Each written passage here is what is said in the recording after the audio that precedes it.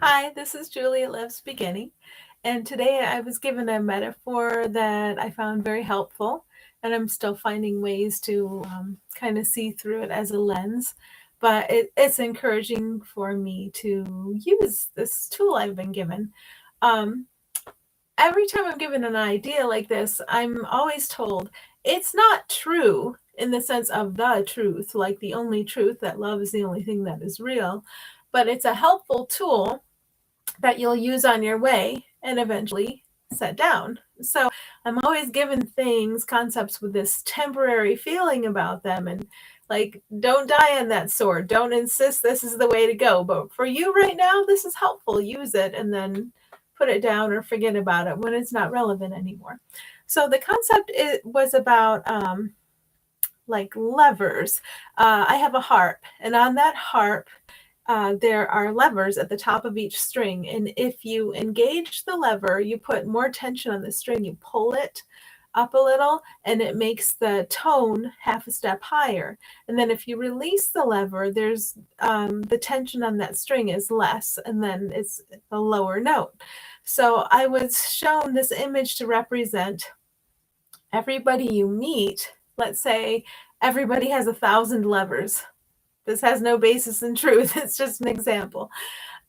Everybody you meet is going to have some of those levers engaged and some of those levers like not engaged. So they're more open or relaxed in various areas. And you never know who you're going to meet or what position their levers are in.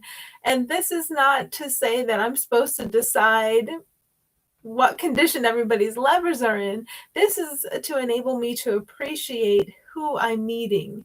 And when I'm talking about meeting somebody, I'm talking about being with somebody in the physical and having an interaction with them. That's one way in which I'm talking about it. Anytime I feel a tension, I'm feeling a way in which one of my levers is putting pressure on the string that doesn't need to be there.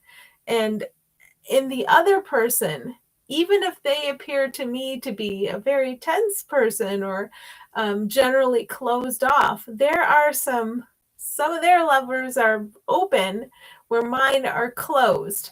So always bear that in mind. I don't know who I'm meeting, but I'm probably meeting somebody who's open in some way where I'm closed. And if I'm feeling any tension or disquiet in my interaction with that person, I could find the willingness to let wherever they're open teach me how to relax into openness wherever I'm closed off. And that goes way beyond judging what's happening or who they are or what I am or what anybody's deficiencies are. It's a willingness to be with them and to learn, to be with them and to relax into what is real, which is love. To be with them and let them teach us, help us learn and unlearn.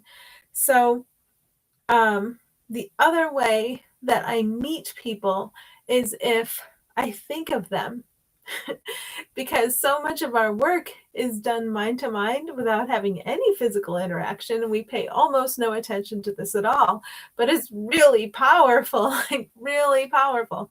So even just feeling something, feeling a resonance, and you're not thinking of a specific person, you could be just encountering a being from somewhere across time and space who's helping you in some way, and you're helping them. So no matter who you're with physically, no matter what resonance you're feeling, you're running into, you're helping all beings, and all beings are helping you.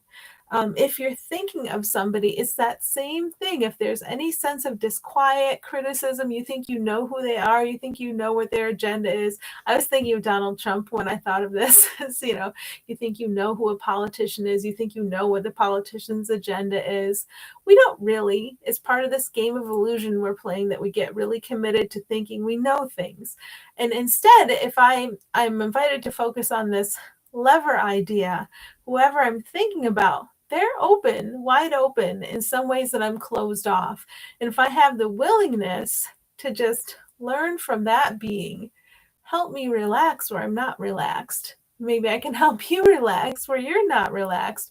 That's how we all help each other wake up.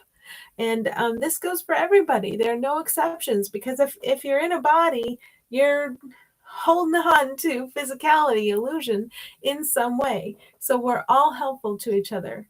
Um, so just thinking about somebody is very, very powerful. And if we develop the willingness whenever we're thinking of anybody to hop out of our judgments and our analysis and our decisions into just the space of willingness to learn from them and appreciation for what their open spaces can teach us, it's like, I don't know, two computer programs meeting and teaching each other. It's always going to be beneficial in some way if we are aware of what's actually happening. And then the other fascinating thing is, I don't know, it's almost like brushing up against each other in the in the dark, like when two beings are interacting in some sort of resonance that they're not even aware of. They don't know each other.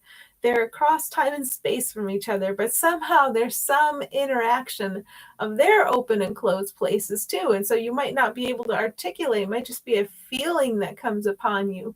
If you can just go into that willingness that whatever's happening here, whatever feeling I'm having, I want to be in the space of openness and learning. I want to learn from all beings, and I also want to unlearn whatever I'm holding on to that isn't necessary in my interaction with all beings. And if I use that as a foundation for my interaction with everybody in thought and in the physical, I will be happier. I have learned this.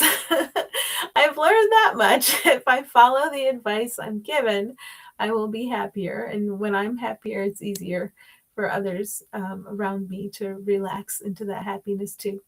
So thank you for being you, and wishing you a happy day.